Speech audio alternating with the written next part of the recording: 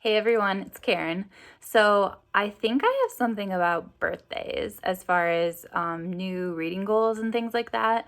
I know a lot of people start new reading challenges on January 1st, but it seems like to me there's some connection between birthdays and reading challenges for me.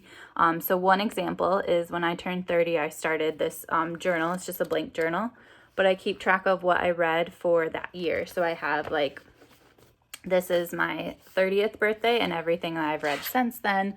And I've done that every year since. But my birthday is 1 week from today. It's May 19. And I'm just trying to think of a new challenge that I can do.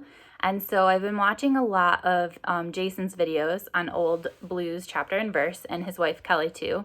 Her channel is Books I'm Not Reading.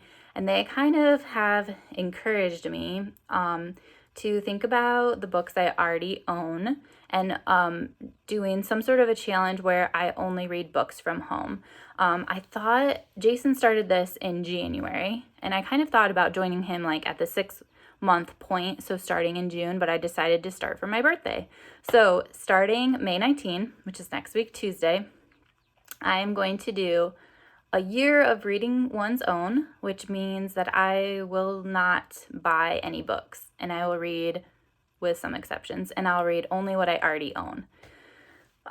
So I think that will be really nice for me. I moved a few years ago and I had so many unread books because of course there's always so many books that I want to read, and I just kind of got to the point where I was overwhelmed by how many books I had. And so I started, when I moved, it was a great time for me to weed through them and donate them. So at this point, I only have, only, depends what you think is only, but I have 139 books that are mine that I would like to get through. Here are the exceptions, though. I belong to a first edition book club for Parnassus Books in Nashville. And I've done that for years and years and years. That's my thing, that every single month I get one signed first edition book in the mail. And there have been a lot of big names. Actually, every single book behind me is either signed or I've met the author. So I've gotten a lot of amazing books through them. And just because I've done it so long, that's something I want to continue. So I will have one brand new book signed every single month. And then I think I'll follow what Jason said, that if a book club is reading a book, I'll be able to get it from the library.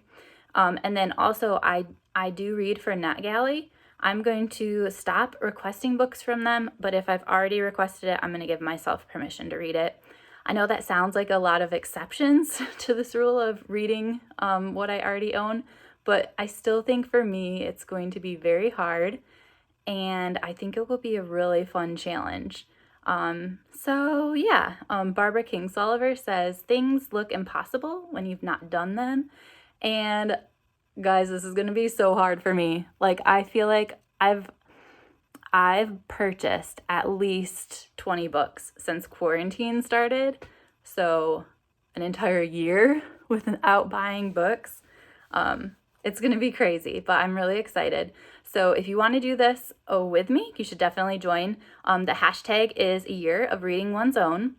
And I'm also curious, you should go to my Goodreads. I have a shelf called, it's just my to be read shelf, but I cleared it out a few years ago. So it's only the books that I own that I have not read. So do me a favor, check it out and tell me what is on there that I need to read. I hope you guys have a great rest of your week, and let me know if you want to join me on this challenge.